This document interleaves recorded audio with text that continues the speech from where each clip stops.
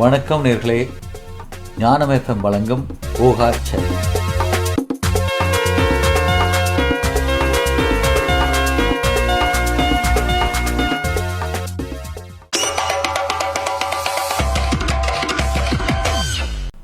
இன்றைய சமையலில் நாங்கள் சமைக்க இருக்கிற இது சிக்கன் ஒரு கிரேவி.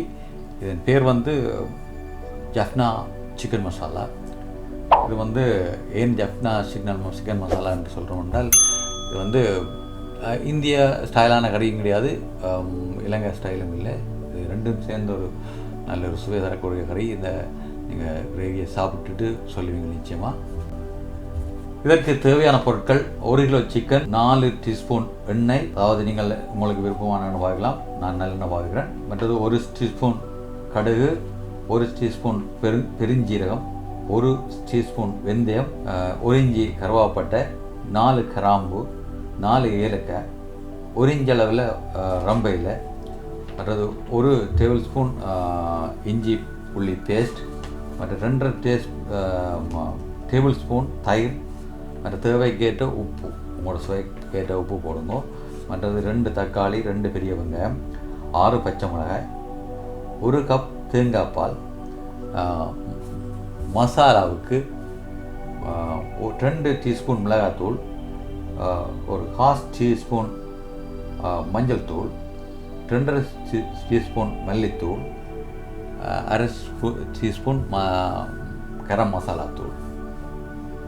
ஓகே, நீங்கள் இப்போ சிக்கனை ஒரு கொஞ்சம் மஞ்சள் தூள் போட்டு, ஒரு 1/2 ஸ்பூன் மஞ்சள் தூள் போட்டு ஒடிவாக கழுவி எடுங்க. கழுவி தண்ணியை சுத்தமாக எடுத்துட்டு அது ஒரு சட்டியில், நல்ல சட்டி ஒன்றில் போட்டு, அதுக்கு நீங்கள் போட வேண்டிய சாமான் 2 டீஸ்பூன் மிளகாத்தூள், 2.5 டீஸ்பூன் மல்லித்தூள், 1/2 டீஸ்பூன் மஞ்சள், இவ்வளோத்தையும் போட்டு நல்லா பிரட்டுங்க. பிரட்டிட்டு 2.5 டீஸ்பூன் தயிரும் சேர்த்துக்கொள்ளுங்க. சேர்த்து எல்லாத்தையும் பிரட்டி அப்படியே ஒரு மூடி, ஏதாவது உங்களுக்கு சூட்டபிள் ஒரு பொருளாக மூடி, ஒரு குறைஞ்சது ஒரு 2 மணி நேரமாவது ஃப்ரிட்ஜில் வைக்கணும். சரி, அடுத்ததாக என்ன செய்வோம்னா, இப்போ உங்கள்கிட்ட இஞ்சி கார்லிக் பேஸ்ட் இருந்தால் சரி, இல்லைன்னு சொன்னால் ஃப்ரெஷ்ஷாக வச்சுருந்தீங்கன்னா நல்லா இருக்கும். இந்த இஞ்சி நான் சொன்ன 6 கல் உள்ளி, ஒரு இஞ்சிக்கு ஒரு 1.5 இஞ்சி அளவில் இஞ்சி எடுத்து இதை ரெண்டையும் சுத்தம் செய்துட்டு ஒரு உரலில் போட்டு இடித்து அதை கவனமாக எடுத்து வச்சுக்கொள்ளுங்க.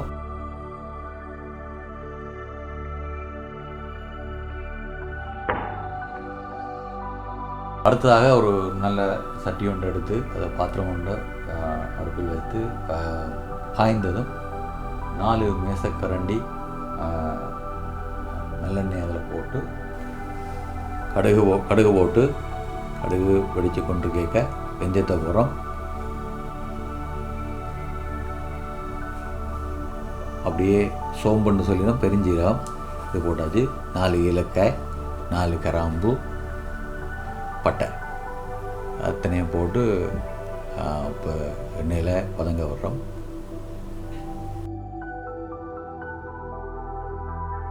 வதங்கி வரைக்க நாங்கள் இப்போ இதில் கொட்டி வச்சுக்கிற 2 வெங்காயத்தையும் போட்டு அதையும் நல்லா கிளறி விடுறோம். கிளறி விடைக்க அது வதங்கி வர்ற காட்டத்தில் நாங்கள் இந்த இஞ்சி உள்ளி பேஸ்ட்டை அதில் போட்டு அந்த பச்சை வாடை போகும் வரைக்கும் நாங்கள் அதை வடிவாக வதக்கி எடுக்கணும்.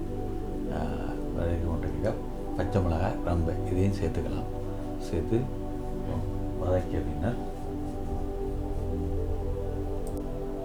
அடுத்ததாக நாங்கள் இப்போ ஃப்ரிட்ஜில் இருந்து எடுத்த சிக்கனை இதில் இந்த தாளித்து இந்த வாசம் போகணுன்னா, அதாவது பச்சை வாடை போகணுன்னா அதில் போட்டு அதுக்கு வடிவாக கிளறோம். எல்லா பக்கத்துலையும் கிளறி அதை நல்லா குக் பண்ணி ஒரு 5 நிமிடம் கிளறிட்டு அதன் பின்னர் மூடினால் மூடி விடுங்கள். ஒரு 5 நிமிடத்துக்கு ஒருக்கா அந்த மூடியை திறந்து நீங்கள் கிளறி விடணும்.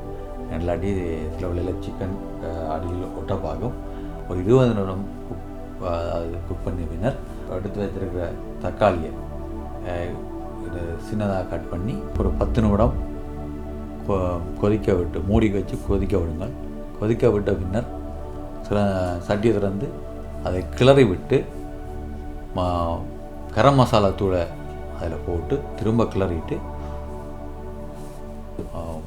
மூடிட்டு ஒரு 2-3 நிமிடங்களில் தேங்காய் பாலை விட்டு ஒரு 5 நிமிடம் கொதித்த பின்னர் இறக்கி எடுத்தீர்கள் என்றால் அருமையான ஜஃப்னா மசாலா சிக்கன் கறி அந்த சுவையாக இருக்கும்.